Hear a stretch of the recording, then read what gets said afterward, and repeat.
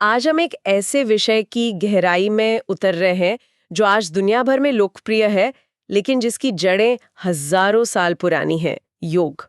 हम्म। अक्सर हम योग को सिर्फ शारीरिक आसनों से जोड़कर देखते हैं, लेकिन हमारे पास जो स्रोत हैं, पतंजलि योग सूत्र, भगवद गीता, चरक संहिता, उनके आधार पर आज हम इसके असली मतलब, इसके पीछे के दर्शन और इसके अंतिम लक्ष्य की एक, कह सकते हैं, यात्रा पे निकलेंगे। बिल्कुल। और ये यात्रा योग को 1 घंटे की कसरत के रूप में नहीं, बल्कि चेतना के विस्तार के एक पूरे विज्ञान के रूप में देखने की है। चेतना का विज्ञान। जी। इन ग्रंथों के अनुसार ये कोई साधारण मिलन नहीं है। ये तो व्यक्तिगत चेतना, यानी हमारी मैं की भावना को सार्वभौमिक चेतना, उस परम सत्य से जोड़ने का एक व्यवस्थित कदम दर कदम नक्शा है। तो चलिए इस नक्शे का पहला बिंदु ही पकड़ते हैं। योग, इस शब्द का असल मतलब क्या है?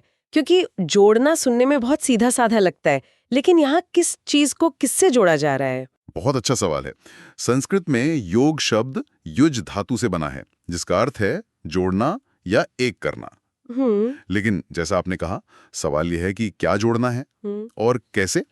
यहीं पर महर्षि पतंजलि अपने योग सूत्र में इसकी सबसे मौलिक और वैज्ञानिक परिभाषा देते हैं। वो कहते हैं, योगश्चित्त वृत्ति निरोधः। एक मिनट, चित्त वृत्ति निरोधः, इसका मतलब है मन की वृत्तियों, मतलब विचारों के उतार चढ़ाव को रोकना। जी। ये तो सुनने में ही नामुमकिन लगता है। मेरा मन तो एक सेकंड के लिए भी शांत नहीं रहता। क्या इसका मतलब है कि मुझे सोचना बंद कर देना है? नहीं नहीं, बिल्कुल नहीं। ये एक बहुत आम गलतफहमी है। निरोध का मतलब विचारों को जबरदस्ती दबाना नहीं है, बल्कि उन्हें नियंत्रित करना और उनके प्रभाव से मुक्त होना है। अच्छा। इसे ऐसे समझिए, हमारा मन एक झील की तरह है। जब विचार रूपी लहरें लगातार उठती रहती हैं, तो हम झील की सतह पर सिर्फ हलचल देखते हैं ना। हाँ बिल्कुल। उसकी गहराई में क्या है, ये कभी नहीं देख पाते। योग वो प्रक्रिया है जिससे ये लहरें शांत होती हैं, और जब पानी पूरी तरह स्थिर हो जाता है, तब पहली बार हम अपनी असलियत, अपने सच्चे स्वरूप को देख पाते हैं। वाह, ये नजरिया तो पूरी तरह बदल देता है।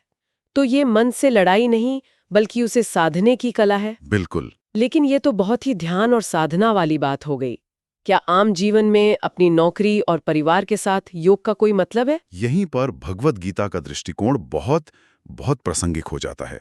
गीता योग को ध्यान की चटाई से उठाकर हमारे जीवन के हर पल में ले आती है। भगवान कृष्ण 2 कमाल की परिभाषाएं देते हैं। अच्छा। पहली है समत्वम योग उच्यते। समत्वम योग उच्यते। इसका मतलब है हर परिस्थिति में, चाहे सुख हो या दुख, सफलता हो या असफलता, मन का समभाव बनाए रखना, मतलब शांत और संतुलित रहना ही योग है। तो जो ट्रैफिक जैम में फंसने पर भी अपना आपा ना खोए, वो योगी है? हाँ, कह सकते हैं। तब तो दिल्ली मुंबई की सड़कों पे बहुत बड़े योगियों की जरूरत है। सही बात है। और दूसरी परिभाषा क्या है? दूसरी परिभाषा कर्म से जुड़ी है। कृष्ण कहते हैं, योगः कर्मसु कौशलम। कर्मसु कौशलम, यानी कर्म में कुशलता। जी। अपने काम को पूरी कुशलता, पूरी निपुणता और पूरी ईमानदारी से करना ही योग है। फल की चिंता किए बिना बस अपने कर्म पर ध्यान केंद्रित करना। एक डॉक्टर जो मरीज का इलाज पूरी लगन से करता है, या एक कलाकार जो अपनी कला में डूब जाता है, वो असल में कर्म योग का ही पालन कर रहा है।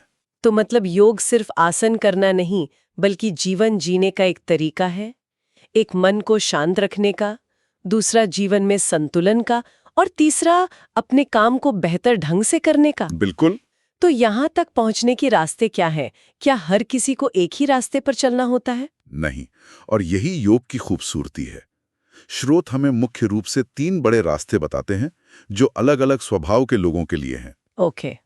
दूसरा है हठ योग, जो शायद आज सबसे ज्यादा प्रचलित है। ये शारीरिक आसनों, श्वास की तकनीकों पर ध्यान देता है। हाँ का अर्थ है सूर्य और ठा का अर्थ है चंद्रमा। अच्छा, सूर्य और चंद्रमा। जी। हठ योग इन दोनों विपरीत ऊर्जाओं को शरीर में संतुलित करता है, ताकि शरीर राजयोग के लिए तैयार हो सके। और तीसरा? और तीसरा है कर्म योग, जैसा हमने गीता में देखा। ये उन लोगों के लिए है जो स्वभाव से सक्रिय हैं और दुनिया में रहकर ही आध्यात्मिक उन्नति करना चाहते हैं। ये सुनने में तो बहुत व्यवस्थित लगता है, लेकिन मुझे यकीन है कि इस रास्ते पर चलना आसान नहीं होगा। क्या ग्रंथ इन मुश्किलों के बारे में भी बात करते हैं? हाँ, बिल्कुल करते हैं। उन्हें योगाभ्यास प्रतिबंधक या योग के रास्ते की बाधाएं कहा गया है। और इसमें ऐसी चीजें शामिल हैं जो हम सब अनुभव करते हैं। जैसे कि? जैसे स्त्यान यानी मन का भारीपन या कुछ भी करने का मन ना करना, संशय यानी खुद पर या रास्ते पर शक करना। क्या मैं ये कर पाऊंगी, ऐसा कुछ? हाँ, बिल्कुल। या क्या ये सही रास्ता है? फिर है प्रमाद यानी लापरवाही और आलस्य, तो हम सब जानते ही हैं। ये बाधाएं हमें आगे बढ़ने से रोकती हैं। चलिए, राज्यों के रास्ते पर थोड़ा और गहराई में चलते हैं। आपने कहा पतंजलि ने इसका एक पूरा ढांचा दिया है, अष्टांग योग। जी, 8 अंगों वाला मार्ग। ये तो किसी वीडियो गेम के लेवल जैसा लग रहा है। पहला लेवल पार करो तो दूसरा खुलेगा। तो पहला लेवल क्या है? आपका नजरिया दिलचस्प है। पहला और दूसरा लेवल असल में एक साथ आते हैं, यम और नियम। यम और नियम, ये योग की नींव है। ये नैतिक और व्यक्तिगत अनुशासन है, जैसे अहिंसा, सत्य, अस्तेय यानी चोरी ना करना, और नियम व्यक्तिगत हैं, जैसे शौच, संतोष और स्वाध्याय। तो मतलब इससे पहले कि आप मैट पर भी कदम रखें, आपको अपनी जिंदगी और अपने आचरण को सुधारना होगा। बिल्कुल। इस नींव के बिना योग की इमारत सिर्फ दिखावा बनकर रह जाएगी। सही बात है। इसके बाद तीसरा अंग आता है जिसे आज पूरी दुनिया योग समझती है, आसन। लेकिन पतंजलि के लिए इसका मतलब आज की योगा क्लास से बहुत अलग था। उनका सूत्र कहता है स्थिर सुखमासनम। स्थिर सुखम आसनम यानी एक ऐसी मुद्रा जिसमें स्थिरता भी हो और सुख भी। जी। लेकिन आज के कई योगा स्टूडियोज में तो लोग मुश्किल से मुश्किल पोज बनाने में लगे रहते हैं, जिसमें सुख से ज्यादा संघर्ष दिखता है। आपने बिल्कुल सही पकड़ा। पतंजलि के लिए आसन का मुख्य उद्देश्य शरीर को इतना साध लेना था कि एक साधक घंटों तक बिना हिले डुले और बिना दर्द के आराम से ध्यान में बैठ सके। अच्छा, ताकि शरीर की बेचैनी मन में बाधा न बने। एकदम सही। आज जो हम एक के बाद एक आसन करते हैं वो हठ योग की देन है। उसका उद्देश्य भी अच्छा है, शरीर को स्वस्थ बनाना, लेकिन वो राजयोग के मूल उद्देश्य से थोड़ा अलग है। ठीक है, तो शरीर को स्थिर कर लिया, इसके बाद क्या? इसके बाद आता है चौथा अंक, प्राणायाम। प्राण का अर्थ सिर्फ सांस नहीं है, ये जीवन शक्ति है, वाइटल एनर्जी। और आयाम का अर्थ है उसका विस्तार करना। तो सांस को नियंत्रित करना। जी, पूरक, रेचक और कुंभक के अभ्यास से हम शरीर की इस ऊर्जा को नियंत्रित करना सीखते हैं। ठीक है, तो शरीर और सांस को साधने के बाद असली खेल तो मन का शुरू होता होगा, है ना? एकदम सही। यहीं से योग की भीतरी यात्रा शुरू होती है। पांचवां अंग है प्रत्याहार। प्रत्याहार। इसका सबसे अच्छा उदाहरण कछुए का है। जैसे कछुआ खतरा महसूस होने पर अपने सभी अंगों को अपनी खोल के अंदर समेट लेता है, हाँ। वैसे ही प्रत्याहार में साधक अपनी इंद्रियों को बाहरी दुनिया से हटाकर अंदर की ओर मोड़ लेता है। ये तो बहुत मुश्किल होगा, हमारा तो सारा ध्यान ही बाहर रहता है। मुश्किल है, लेकिन अभ्यास से संभव है। और इसके बाद अंतिम 3 चरण आते हैं जो एक साथ काम करते हैं, धारणा, ध्यान और समाधि। धारणा, ध्यान और समाधि। जी, धारणा का मतलब है मन को किसी एक चीज पर टिकाने की कोशिश करना। मान लीजिए आप एक मोमबत्ती की लौ पर ध्यान लगाने की कोशिश कर रहे हैं। आपका मन 100 बार भटकेगा और आप उसे 100 बार वापस लाएंगे। बिल्कुल, ये कोशिश ही धारणा है। और जब आप इस कोशिश में इतने माहिर हो जाते हैं कि मन का भटकना बंद हो जाता है और तेल की धार की तरह बिना टूटे उस लौ पर टिका रहता है, तो वही अवस्था ध्यान है। अच्छा, तो कोशिश खत्म हो जाती है, एक सहज प्रवाह शुरू हो जाता है। जी, और जब ये प्रवाह इतना गहरा हो जाता है कि आपको ये भी एहसास नहीं रहता कि मैं ध्यान कर रहा हूँ और लौ पर ध्यान कर रहा हूँ। जब ध्यान करने वाला, ध्यान की प्रक्रिया और ध्यान का विषय तीनों एक हो जाते हैं, उस अवस्था को समाधि कहते हैं। जब तीनों एक हो जाते हैं। हाँ, व्यक्ति का अलग अस्तित्व का बोध मिट जाता है। ये योग का अंतिम लक्ष्य है। ये तो चेतना का एक बिल्कुल ही अलग स्तर है। हमने मन की इस गहरी यात्रा की बात की, लेकिन हठ योग में शरीर पर बहुत जोर दिया गया है। शरीर को साफ करने की क्या भूमिका है इसमें? देखिए, हठ योग शरीर को आत्मा का मंदिर मानता है। अगर मंदिर ही गंदा हो तो उसमें साधना कैसे होगी? सही बात है। उनका मानना है कि शरीर में गंदगी ऊर्जा के प्रवाह में रुकावट डालती है। इन रुकावटों को हटाने के लिए षटकर्म यानी 6 शुद्धिकरण क्रियाएं बताई गई हैं। 6 क्रियाएं? जी, इनमें एक बहुत प्रसिद्ध क्रिया है नेति, जिसमें हल्के नमक वाले गुनगुने पानी से नाक के रास्ते को साफ किया जाता है। हाँ, मैंने सुना है इसके बारे में। ये साइनस, एलर्जी और सिरदर्द के लिए बहुत फायदेमंद मानी जाती है। एक और है कपालभाति, जिसमें तेजी से सांस छोड़कर हम श्वसन तंत्र को साफ करते हैं। इन सभी का उद्देश्य शरीर को अंदर से शुद्ध करना है, ताकि प्राण बिना रुकावट के बह सके। और ये प्राण ऊर्जा शरीर में बहती कहाँ है? क्या इसका कोई नक्शा है? हाँ, योग दर्शन के अनुसार हमारे स्थूल शरीर के भीतर एक सूक्ष्म ऊर्जा शरीर भी है। इसमें हजारों नाड़ियां हैं जो ऊर्जा के चैनल हैं। इनमें से 3 सबसे महत्वपूर्ण हैं। कौन सी 3? हमारी रीढ़ की हड्डी के बाईं ओर है इड़ा नाड़ी, जो चंद्र ऊर्जा से जुड़ी हुई है और शरीर को ठंडक देती है। दाईं ओर है पिंगला नाड़ी, जो सूर्य ऊर्जा से जुड़ी हुई है और गर्मी पैदा करती है। इड़ा और पिंगला, और इन दोनों के बीच में? इन दोनों के बीच में है सबसे महत्वपूर्ण नाड़ी सुषुम्ना। सुषुम्ना?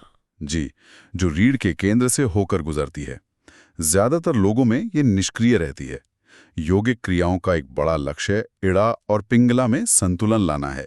जब ये दोनों संतुलित होती हैं, तभी प्राण ऊर्जा सुषुम्ना में प्रवेश करती है और चेतना ऊपर की ओर उठती है। बिल्कुल। इसी सुषुम्ना पर षट चक्र या 6 मुख्य ऊर्जा केंद्र स्थित हैं, मूलाधार से लेकर आज्ञा चक्र तक।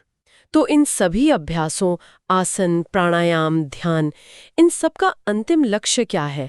क्या सिर्फ समाधि का अनुभव करना? चरक संहिता के अनुसार इन सब का अंतिम लक्ष्य है मोक्ष। मोक्ष? मोक्ष यानी सभी दुखों का पूरी तरह से अंत और जन्म मृत्यु के चक्र से स्थायी मुक्ति।